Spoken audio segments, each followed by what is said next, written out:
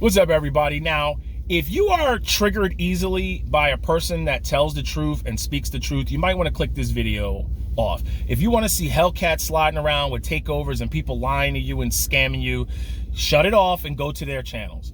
But if you really want to hear some truth and some facts, you might want to listen to this. You're probably asking yourself, why am I listening to this guy with 1,000-something subscribers? What you really should be asking yourself is, why does he only have 1,000-something subscribers? The reason for that is 90% of the channels up here, I'm gonna come out and say 85 to 90% of the channels up here, they're full of shit. They're scamming the hell out of you, or they're entertaining, running from the police, or teaching you how to get a bad chick. And 99% of the black channels up here are 100% full of shit because they're selling you a dream of you getting rich, but in reality, they're robbing the hell out of you. Poor black folks, uneducated black folks. I cannot speak for the white folks. I did not grow up in white poor areas. I grew up in black poor areas. And this is something that I saw, and we're going to get into story time, ladies and gentlemen. You will always be the stepping stone for every other race because you're fooled easily. You believe bullshit that's really not achievable. You have a lack of education, a lack of work ethic, but you think shit is supposed to be given to you. And when it's not, you blame the white man and systemic racism in the government. Let me break some things down to you. A lot of the things I've learned in life came from my dad, came from my mom, came from my brother, and came from a mentor. I had a mentor at my first job. God rest his soul. His name was Nick. He schooled me on everything. This older Italian guy, when I was 18 years old, I went right into the workforce because a lot of you know I'm a high school dropout. High school dropout, but done pretty well for himself. I'm not going to tell you my net worth, but let's just say I'm 43 years old, and if I lost my job today, I would not have to get another job. I could just cruise control, chill, and, work when I want. Here's the thing. He told me something, and he actually told me something that my dad has always told me, and he actually said this in the movie White Man Can't Jump. You remember Billy Hoyle, the white guy, Billy Ho, dropped off Sydney, and Gloria was with them? That was Billy Ho's girl. He said to him, I don't want to play that clip because I'll get demonetized. He said, a white man would rather win first and look good second. A black man would rather look good first and win second. There's truth to that. Now, my dad's always told me that too. He look good. He be rocking his suits and shit, but he doesn't live flashy. He's good. He's retired. He lives below his means. I was sitting in a break room one day after my beer route. I was eating my lunch that I stopped and bought. A burger, fries from Charlie Brown's. A lot of you may know Charlie Brown's used to be big back in the day. I got a burger and fries. The head dude who made like $250,000, his name was Nick. He came in there and he packed his own lunch. He was warming everything up in the toaster oven and the microwave. And I've always been a person to ask questions. And I asked him, I was like, you didn't buy your lunch? You brought your lunch? Because, it blew my mind that this person that made all this money brought his lunch.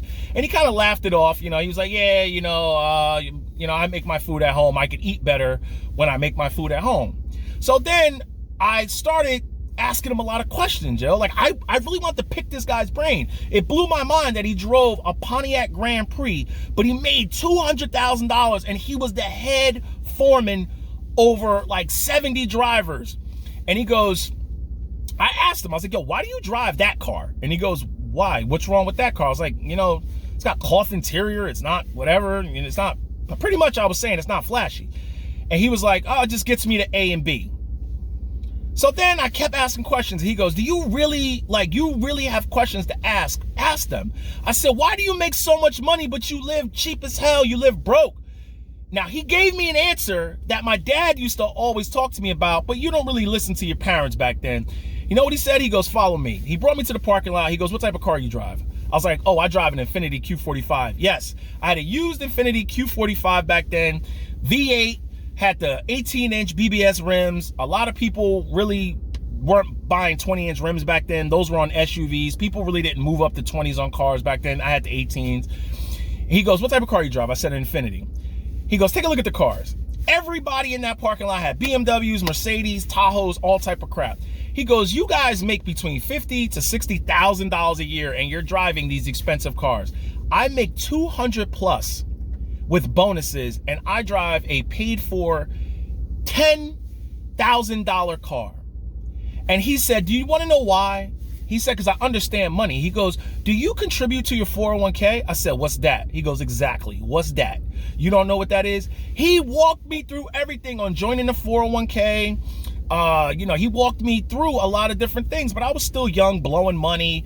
I contributed, but I didn't contribute a lot.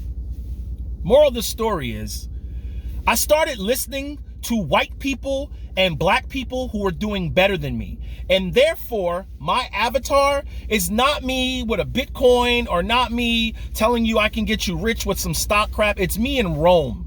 My avatar is me in Rome. I traveled the world. I traveled the world because over the years, by the age of 43, I'm financially set because I started listening to people who have more than me.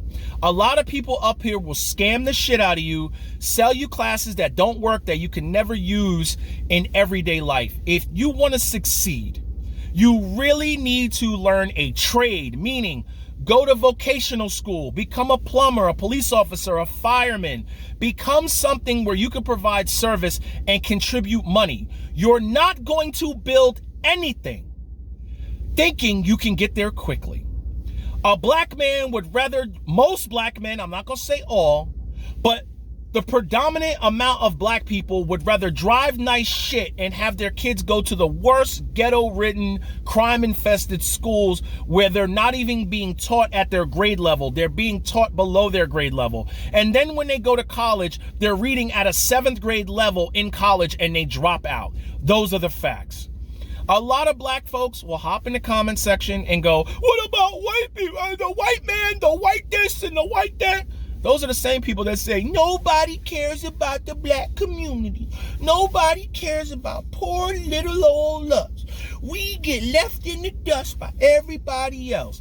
And these are also the same people where if a white guy was telling you this, you'll call him racist. Or if an Asian guy was telling you this, you'll call him racist. You shouldn't be talking about black people like that. Those are the same people that ask me, are you fully black? You look like you mixed.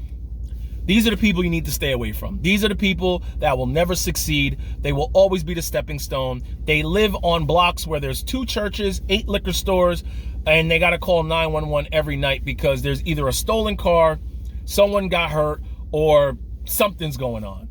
You got to change your life and you got to follow better people, follow better channels. The channels you are watching, are they adding value to you, or are they asking you for Patreon, Discord, class money to give you value? If they're asking you for money first to get you value, there's a problem. That's your problem right there. No regrets.